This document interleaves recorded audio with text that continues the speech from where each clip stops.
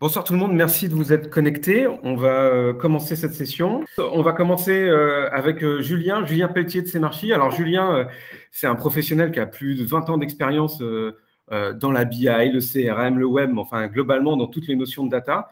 Ça va faire 3 ans qu'il est rentré chez Semarchi, auquel il a intégré l'équipe de Customer Success. Et puis désormais, puisque rien ne l'arrêtera, Julien vient de prendre la direction de cette entité au sein de Semarchi, et donc il est responsable de toute la relation Customer Success pour l'ensemble de l'Europe, Moyen-Orient, etc., et Asie. Bonjour à tous. Alors, malgré en effet ce rôle, je reste un local puisque pour le coup, je suis basé à Nantes également, donc assez proche de Next et des équipes. Merci à tous. C'est un plaisir d'échanger avec vous ce soir. Je vais vous partager un petit écran. On va essayer de se faire une intro vraiment très rapide sur la solution. On va faire ça en fait en 3 temps. Une petite introduction sur la solution pour vous expliquer un peu qui est Semarchi et quel est le concept d'Intelligent Data Hub en fait qu'on propose. Une petite démo très rapide pour vous donner une overview vraiment de ce que peut être la solution, notamment pour les équipes métiers. Et puis un petit peu de concret après avec un retour d'expérience et puis un exemple de démarche agile pour pouvoir avancer très rapidement en fait avec notre solution. Donc, très rapidement, qui est Semarchi? Donc, c'est une société qui a un peu plus de 10 ans aujourd'hui. Croissance très rapide, hein, on a plus de 150 clients au niveau mondial. On est des vrais experts de la data, puisque avant de fonder Semarchi, l'équipe de R&D en fait avait fondé un outil que sûrement beaucoup d'entre vous ont connu, qui s'appelait Synopsys, qui est devenu ODI en fait suite au rachat par Oracle. Donc, on est vraiment sur un outil qui a été créé par des experts de la data depuis plus d'une trentaine d'années. On a un positionnement assez unique sur le marché parce que même si on a un petit acteur français, hein, on fait une centaine de personnes au niveau mondial, on est un leader dans le Magic Quadrant du Gartner en fait dans les solutions de MDM à côté de très gros éditeurs comme Informatica ou TIBCO par exemple. Donc c'est une fierté pour nous d'être dans le carré des leaders. On est reconnu comme une des solutions la plus visionnaire par le Forrester. On est vraiment la solution qui est collée complètement à droite en fait sur les axes d'analyse du Forrester, et on a été reconnu en 2019 et en 2020 comme parmi les solutions préférées en fait des clients de solutions de MDM. Donc ça pour nous c'est vraiment une forte reconnaissance. Qu'est-ce qu'on vend maintenant aujourd'hui? Donc, clairement, on propose en fait ce qu'on appelle un Intelligent Data Hub. Donc, cet Intelligent Data Hub, en fait, c'est une plateforme qui va permettre de gérer vos données référentielles d'entreprise, donc vos données métiers, de poser dessus une gouvernance, de pouvoir agir sur la qualité des données. Donc, c'est un outil en fait qui va embarquer tout un ensemble de fonctionnalités pour faire du profilage de données, de la qualité de données, pour enrichir vos données, également à l'aide de fournisseurs de données externes. Par exemple, on va pouvoir connecter des bases open data, des bases comme Dun & Bradstreet, par exemple, pour enrichir des données d'information légale. On a également tout un ensemble de capacités pour faire du dédoublonnage de données, dédoublonnage sur des données tiers assez classiques, personnes morales, personnes physiques, mais également sur des données produits, par exemple. On a certains clients qui dédoublonnent leurs organisations aussi, ou des salariés, des fois, avec notre solution. Et puis, tout ce traitement qu'on fait techniquement sur la donnée, on va pouvoir en faire bénéficier directement les équipes métiers en créant ce qu'on appelle des applications sur les données. Donc, des applications sur les données, c'est des petites applications web qui vont permettre en fait au métier de naviguer dans les données, naviguer dans les référentiels, pouvoir interagir sur les données aussi au travers de workflows ou tout simplement pour corriger de la donnée qui est détectée comme étant erronée ou des choses comme ça.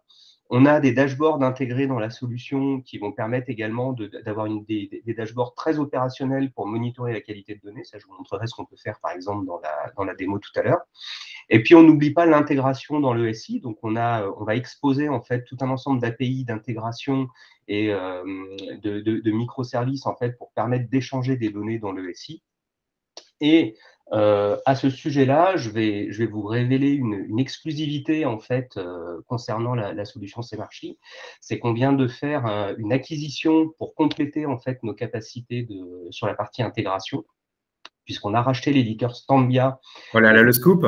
Voilà, il y a 2 mois de cela maintenant. Ça va être annoncé officiellement et en grande pompe au salon Big Data la semaine prochaine. Mais j'ai été autorisé à vous en parler ce soir. Et donc, Stambia va venir renforcer en fait toutes nos capacités d'intégration de la solution. Alors évidemment, on va garder le logiciel Stambia, hein, il continuera à être vendu en standalone comme le bon ELT qu'il est et avec toutes les capacités qu'il va avoir, mais il va venir en plus renforcer les capacités de l'Intelligent Data Hub qui jusqu'à présent utilisait finalement le middleware disponible dans l'entreprise et demain on pourra vous proposer également le middleware si vous n'êtes pas déjà équipé. Donc, dans cette Intelligent Data Hub, en fait, vous allez pouvoir gérer ce que vous voulez comme données, puisque vous allez modéliser librement des données pour gérer de la personne physique, de la personne morale, pour gérer votre référentiel produit, ou tout type d'asset qu'on va pouvoir modéliser. Deux exemples un peu atypiques. On a CMA-CGM, par exemple, qui gère tous les référentiels métiers qu'ils ont sous SAP dans notre solution en amont en fait, de SAP, et dont notamment le référentiel des bateaux, en fait, des porte-containers, par exemple. Et on a BAE System, par exemple, en Angleterre, qui gère toutes les composantes, toutes les pièces détachées qui rentrent dans la composition des avions de chasse pour s'assurer que quand ils vendent un avion de chasse à un pays, il n'y a pas un des composants qui composent l'avion qui est sous embargo, qui peut être sous des règles d'embargo. Voilà des exemples de cas d'usage un peu en dehors des sentiers battus qu'on peut rencontrer traditionnellement. Et donc, le but de l'Intelligent Data Hub, en fait, ça va être de communiquer avec tout votre SI pour pouvoir échanger les données, alors collecter les données dans les systèmes qui les produisent, notamment dans les systèmes opérationnels, les centraliser, les mettre en qualité, les consolider, puis les redistribuer à tous ceux qui en ont besoin, que ce soit des applications opérationnelles ou que ce soit des applications analytiques. Donc, on va aussi beaucoup se situer en amont de la BI, hein, on va pouvoir fournir des données au Data Warehouse, au Data Lake et compagnie. Voilà.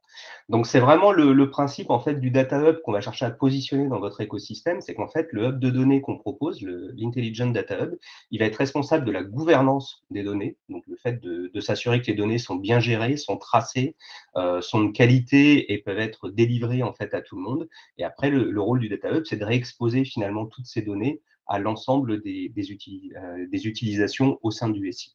Mais on va le voir dans la démo, on ne va pas juste exposer les données au sein du SI, on va également les mettre en visibilité directement des utilisateurs. Alors, hop, pour la démo, ça se passe ici. Donc, ça, c'est un exemple en fait de hub de démo dans lequel on va avoir différents objets. Donc, on a du B2B, on a du B2C, on a des produits. Et puis, je vais vous montrer, en fait, là, on est vraiment dans l'expérience d'un utilisateur métier qui vient naviguer sur les données. Donc, par exemple, on va aller chercher, voilà, avec un moteur de recherche global sur l'ensemble des concepts. On fait une recherche et on va aller chercher à la fois, pourquoi pas, dans les sociétés, dans les contacts, dans les produits. Alors, tout ça, évidemment, est soumis à des droits. Il n'y a pas de… Voilà, on va vraiment adapter, en fait, la présentation aux droits de l'utilisateur. Et donc, quand on fait une recherche, on va directement pouvoir accéder à des fiches de données. Donc là, par exemple, je vais cliquer sur la société Apple. J'arrive sur la fiche d'identité, en fait, de Apple. J'ai un certain nombre d'informations. On a intégré ici, par exemple, un petit chart qui vient d'une application externe. En l'occurrence, ici, c'est un chart de bourse, mais ça aurait pu être n'importe quel type de choses. On a également fait une petite représentation, par exemple, par rapport à la localisation du siège, où on a pu intégrer de la géolocalisation avec une représentation sur fond de carte. Ça, c'est utile dans toutes les problématiques logistiques, par exemple, quand on a des adresses de sites, des choses comme ça. C'est des petits trucs sympas pour les métiers. On va savoir qu'au sein de cette société Apple, on a des contacts, par exemple. On va pouvoir très facilement ouvrir ces contacts pour pouvoir regarder en fait les informations. Donc, on va naviguer comme ça dans les données. Et puis, si on prend en fait un autre type de visualisation pour aller assez vite, on va pouvoir aussi présenter, par exemple, sur un autre scope, des produits. Et puis, ces produits, on va pouvoir naviguer en fait dedans. On va pouvoir aller regarder, par exemple, dans les chaussures pour enfants, dans les sous-familles. On va pouvoir aller voir en fait quels sont les produits qu'on a sur ce type de famille et de sous-famille. Et puis, on va pouvoir aller naviguer en fait vers les fiches produits. Et là, la notion de Data Hub va devenir intéressante parce que vous allez voir que d'une fiche produit, on va pouvoir naviguer sur, alors dans le cadre du retail, sur les déclinaisons taille coloris des produits, ça c'est intéressant. Et puis surtout, une fois qu'on est sur un item, on va pouvoir accéder, on voit ici qu'on a par exemple les historiques de vente qu'on va avoir sur les items. Donc ça veut dire qu'on sait qu'il y a eu des ventes pour ces produits-là. Donc on est capable aussi de remonter au niveau des équipes métiers finalement de l'information à valeur ajoutée. Ici, en l'occurrence, c'est un chart qui vient avec notre propre module dashboard, mais ça aurait pu être un chart qui soit fourni par clic, en fait, qu'on intègre dans la solution très facilement et tout. Donc, l'idée, c'est d'avoir comme ça un portail où les utilisateurs métiers vont pouvoir venir consulter les données, qu'on va essayer d'enrichir éventuellement avec de l'apport externe pour pouvoir donner un maximum de valeur en fait à l'utilisateur. Et puis, l'utilisateur, il ne va pas forcément être inactif au niveau des produits. Il va aussi pouvoir avoir des dashboards, par exemple, pour pouvoir aller regarder un petit peu qu'est-ce qui se fait autour de la qualité des données. Et par exemple, on va pouvoir regarder en fait par famille de produits quelle est la qualité de données en fait que j'ai dans mon référentiel. Donc là, on voit que tout ce qui est en bleu, c'est ce qui est complet, donc les fiches sont considérées comme complètes. Et puis là, en vert, on a des données qui sont incomplètes. On est capable de voir par famille, par sous-famille, combien on a de chaussures en fait qui sont ici incomplètes. Et ce qui est intéressant avec notre module dashboard, c'est comme il est complètement intégré dans la solution, on va pouvoir faire du drill down dans les données. Ici, on a par exemple, on voit qu'on a la même chaussure qui présente différents défauts. Et ben, directement depuis le dashboard, on va pouvoir aller naviguer vers la fiche produit pour permettre en fait à l'utilisateur de comprendre les problèmes qu'il y avait sur le produit. Ici, on lui rappelle par exemple que la complétude du produit, elle n'est pas bonne, il manque ces informations-là. Et directement, l'utilisateur, s'il a les droits, va pouvoir passer sur une expérience de saisie où il va éditer la fiche produit directement dans le hub et puis il va pouvoir commencer à compléter, par exemple, ici le matériel, on pourrait imaginer, et puis quand il va passer sur les étapes suivantes, on va pouvoir aller compléter l'image qui n'était pas disponible ou des choses comme ça. Donc, c'est vraiment une expérience en fait assez riche qu'on va pouvoir proposer aux utilisateurs, par exemple, à ce niveau-là. Et puis, on va pouvoir l'aider comme ça. Voilà, il va arriver sur les différentes informations. Il va être guidé dans sa saisie. Ici, c'est par exemple sur la hauteur de talon, il va devoir le faire. Il va devoir le saisir. Donc, une hauteur de talon, c'est une valeur qui est non contrainte. On va mettre 8 cm, par exemple. Je mets n'importe quoi à ce niveau-là. Et puis, quand on va être sur le type de fermeture, par exemple, ici, le type de fermeture, ça, par contre, ça correspond à une valeur contrainte. On va dire que ça va être, par exemple, des straps pour fermer les chaussures. Donc, tout ce que vous voyez là, en fait, c'est des exemples d'applications qu'on construit pour nos clients et qui vont permettre, en fait, de gérer les données, de les partager avec les métiers, de les exposer de manière à permettre un peu des nouveaux cas d'usage, finalement, autour des données. Et quand on parle de nouveaux cas d'usage, il y a également tout ce qui va être navigation transparente, en fait, entre les données. Ici, je suis revenu sur ma fiche produit. Je suis capable de savoir en fait que ma fiche produit, elle m'est fournie par des fournisseurs. Ah, ça c'est intéressant. Si je clique sur le fournisseur, en fait, c'est quoi un fournisseur? C'est une compagnie avec laquelle je suis en relation. Donc, je me retrouve ici sur une fiche fournisseur, où je retrouve mes contacts, ma localisation. Et puis, je sais que ce fournisseur, il me fournit d'autres produits. Donc, je vais pouvoir naviguer aussi sur les autres produits qui me sont fournis par ce fournisseur. Et puis, si je vais sur les autres produits fournis par le fournisseur, je vais pouvoir aussi… Ah, j'ai un petit effet démo. Ça aurait pas été drôle sinon. Hop. Voilà. Quand je navigue vers la fiche produit en fait d'un autre fournisseur, je vais pouvoir aller voir sur ce produit quelles sont les différentes versions en termes de taille et de coloris qui sont à disposition. Donc, je vois ici que ce short-là, il existe dans différentes couleurs, dans différents coloris. Et puis, si j'en prends un en particulier, je vais être capable d'aller voir en fait qui a acheté ce produit-là. Et là, je tombe sur des individus qui sont mes clients B2C. Et donc, des clients B2C, là, pareil, toujours le même principe, on va pouvoir naviguer vers mon client B2C. Et puis, je vais me retrouver sur ma fiche client B2C. Donc, qui est mon client? Quelles sont les informations? Quel est l'historique de vente que j'ai sur mon client, par exemple? Quels sont tous les items qu'il a achetés sur l'ensemble de mes produits? Bref, on va permettre de construire comme ça, vraiment, c'est ça ce qu'on appelle des applications sur les données. C'est que là, en fait, l'utilisateur, sans s'en rendre compte, est en train de naviguer au sein d'une base de données, au sein d'un data hub, dans lequel on a stocké toutes ces informations-là, et on les a construites avec des vues métiers adaptées par rapport à son cas d'usage, par rapport à son profil, et on va lui permettre d'interagir sur les données si l'on a besoin. Évidemment, on a toutes les fonctions qu'on peut imaginer en termes d'export de données pour pouvoir récupérer des listes sous Excel, des choses comme ça, de faire de l'import également, de manière à pouvoir gérer finalement un maximum de cas d'usage au sein de la solution. On a tout ce qui va et bien également en termes de traçabilité pour savoir d'où viennent les données. Quand un système, par exemple, nous envoie un client, on va pouvoir historiser chaque mise à jour qu'on reçoit d'un système et cette mise à jour, chaque impact qu'elle a eu finalement au sein du système en termes de mise à jour des golden data. Et ça va vous permettre comme ça de créer vraiment un socle de données commun de référence au sein de l'entreprise qui va pouvoir après être partagé et réexposé à tous les systèmes qu'on a besoin. Donc voilà rapidement pour la démo. Qu'est-ce qu'on va pouvoir faire en fait après concrètement? Parce que là, c'est une démo qui est un petit peu théorique. Pour que ça prenne un petit peu de corps, je vais vous faire le retour d'expérience de ce que Somfy fait en fait avec notre solution. Donc Somfy, avec notre solution, en fait, ils ont outillé tout le processus de création et de management des produits. Donc des produits commercialisés. Somfy, je ne vous les présente pas, hein, c'est une société qui est leader dans le domaine de l'automatisme au niveau de la maison individuelle notamment et des systèmes d'alarme. Et en fait, leur projet, c'était d'équiper les équipes métiers avec un outil intuitif permettant de centraliser en fait la création et la gestion des produits. Les challenges, ils n'étaient pas énormes ni non relevables, hein. Il y avait 70 000 références de produits finis. Il y en a un petit peu plus aujourd'hui dans la base. On a à peu près 120 ou 130 utilisateurs qui utilisent en fait chaque jour l'application au sein de plus d'une dizaine d'équipes métiers différentes. Donc, on a des gens de la logistique qui viennent compléter les informations logistiques sur les produits. On a des gens du réglementaire ou des douanes, par exemple, qui vont venir ajouter leurs propres informations. Par contre, le gros challenge qu'on avait, c'était un gros enjeu de change management en fait sur ce contexte-là, parce que tous ces gens-là, avant, travaillaient dans leurs propres outils métiers, dans leurs propres ERP, et finalement, il n'y avait pas vraiment de vision partagée, consolidée et collaborative en fait de la donnée produit. Donc, il y avait un gros enjeu de change management en fait pour amener les utilisateurs sur cette plateforme-là. Donc, globalement, on a fait quelque chose de très simple en fait avec notre solution sur ce contexte-là, hein. On a paramétré un modèle métier, donc on paramètre dans la solution, on ne développe pas dans ces marchés, on fait que du paramétrage. Donc, on a designé un modèle métier qui était le modèle de données produits qu'ils souhaitaient avoir.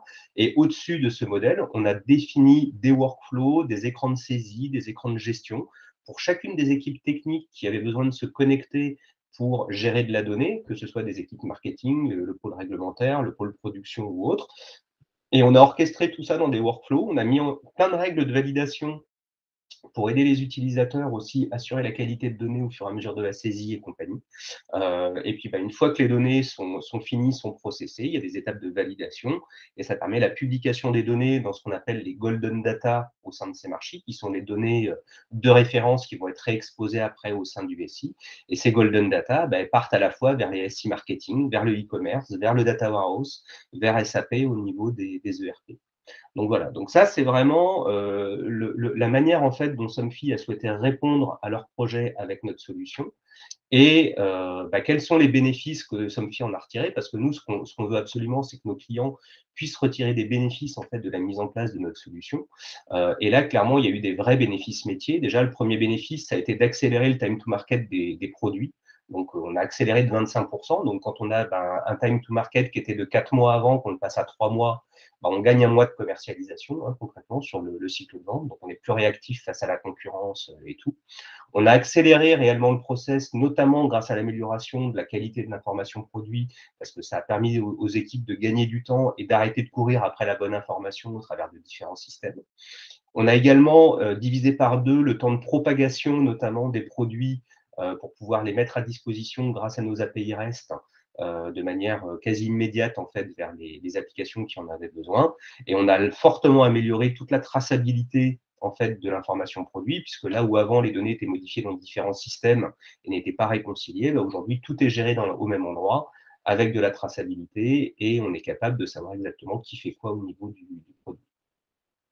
Donc ça, c'est vraiment un cas d'usage typique en fait de notre solution. Donc là, c'est un hub en saisie, mais on a d'autres cas d'usage sur de la consolidation de données pour faire du dédoublonnage, par exemple auprès du groupe Rocher, qui utilise notre solution depuis des années pour dédoublonner la base client sur différentes localisations. Ils le font en France, en Benelux, en Espagne.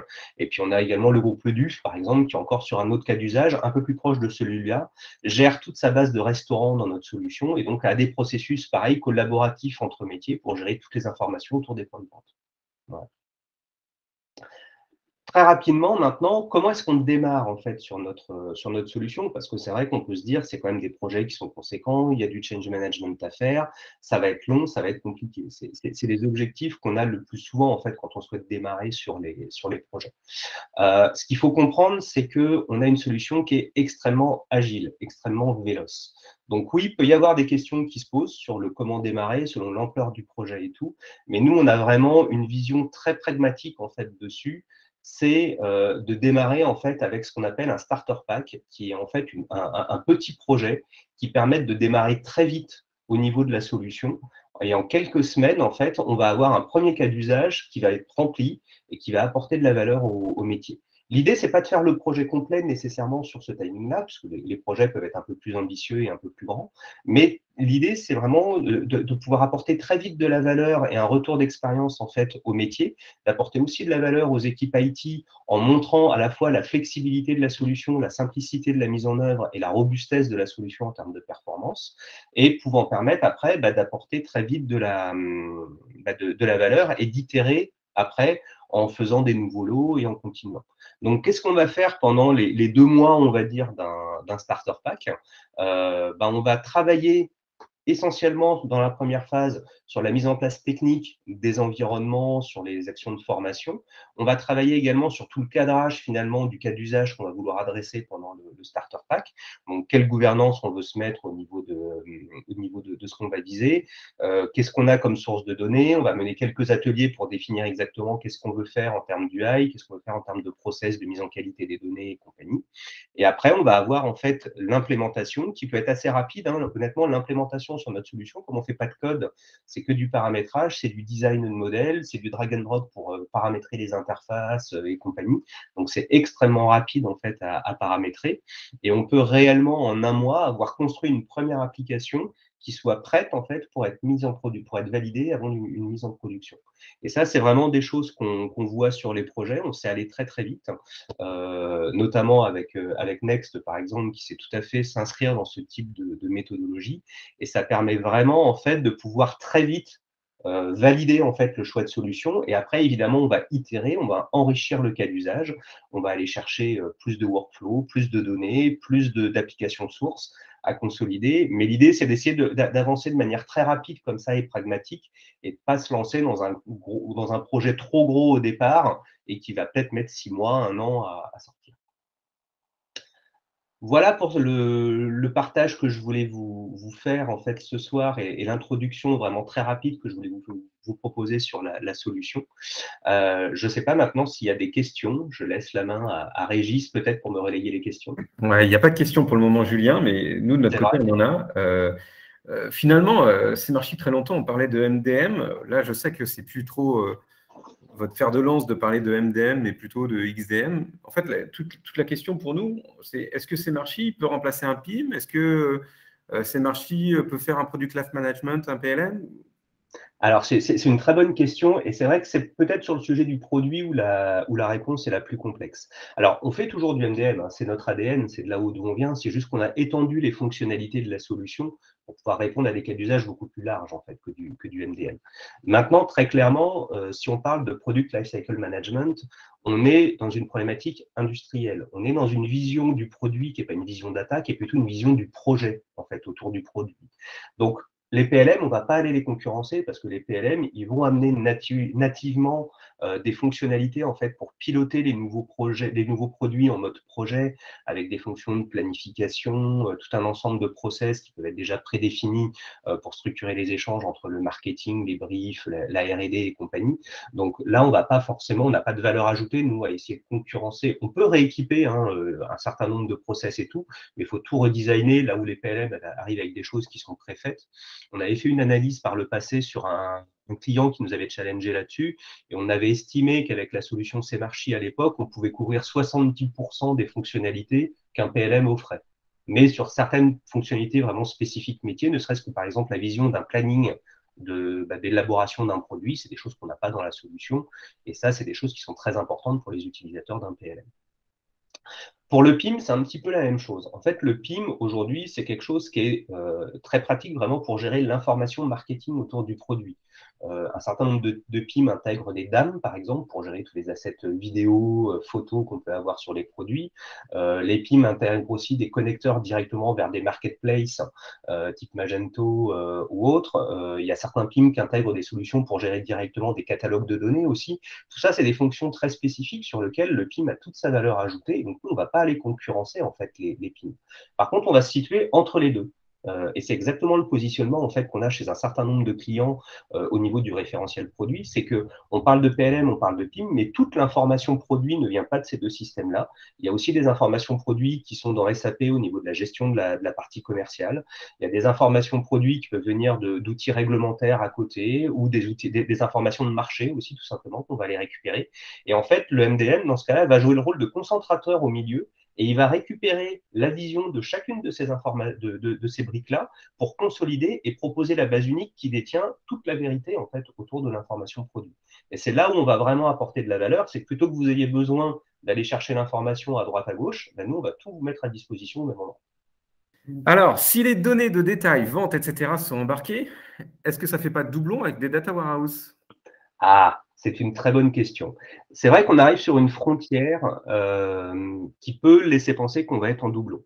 Là où on ne fait pas doublon avec un data warehouse, c'est très clairement, nous, on ne fait pas du calcul de KPI dans la solution. On n'a pas l'intelligence que va avoir un data warehouse pour calculer des data marts en fait, pour des métiers, pour des usages directs en reporting ou quoi que ce soit. Donc, on ne fait pas de doublon par rapport à un data warehouse par rapport à ça. Par contre, je comprends que la démo que je vous ai faite puisse être un petit peu ambivalente à ce niveau-là, parce qu'en effet, vous avez vu passer des données de vente dans la démo.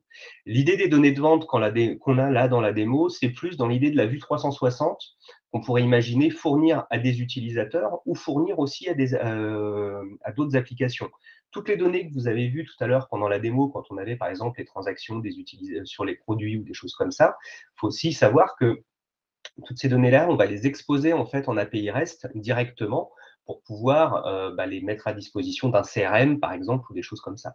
Et c'est plus là où on a une approche qui est complémentaire en fait par rapport à un data warehouse. Lui, le data warehouse, ce qui va l'intéresser, c'est d'avoir vraiment tout l'historique pour pouvoir calculer correctement les KPI, les progressions d'une année sur l'autre et compagnie, et toute la valeur ajoutée qu'on va mettre en fait dans un entrepôt décisionnel.